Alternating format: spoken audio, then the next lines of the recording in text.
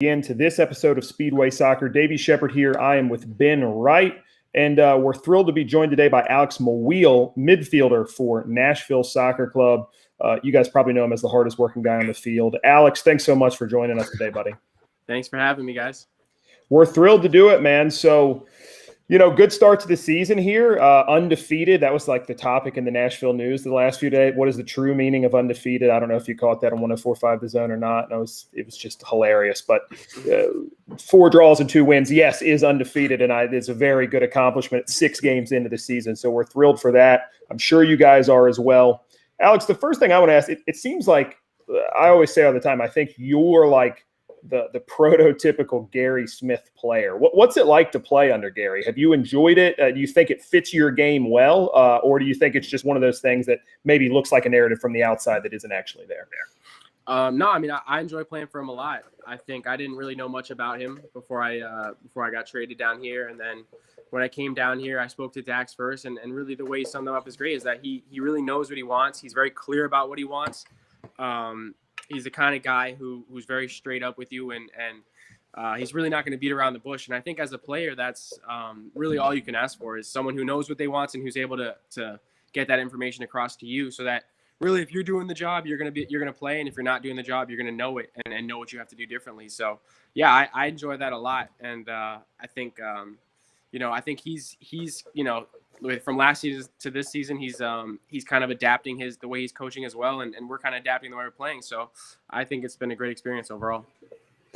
Alex, what was the transition like from New York to Nashville? I mean, obviously coming through the New York system and growing up in that area, and then moving to a new city, not just that, but like in the middle of a pandemic and everything. What was that transition like, and how did you handle it?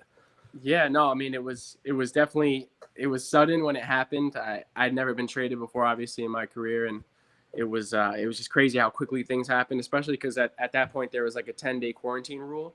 So they wanted me to come down and meet as soon as I possibly could so that the quarantine period could start and I could get involved. So I got told, and then the next day I was on a plane.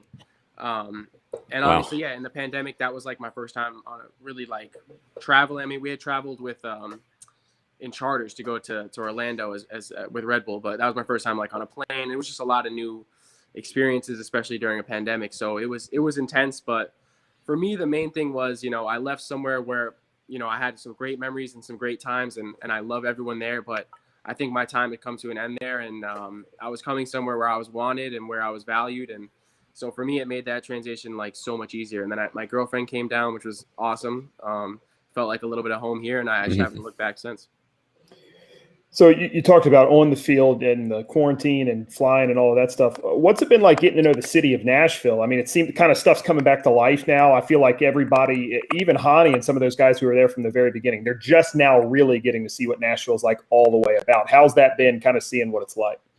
Yeah, I'm just probably starting to get into it a little. I've done like a lot of like more outdoor nature type things. So we go to like Lake Radnor a decent amount. Oh yeah. We did Percy Warner Park, which is great. The Botanical Garden is super cool. But we still haven't seen any live music, so we got to do that. That's definitely on our list. And I think we're starting to feel more comfortable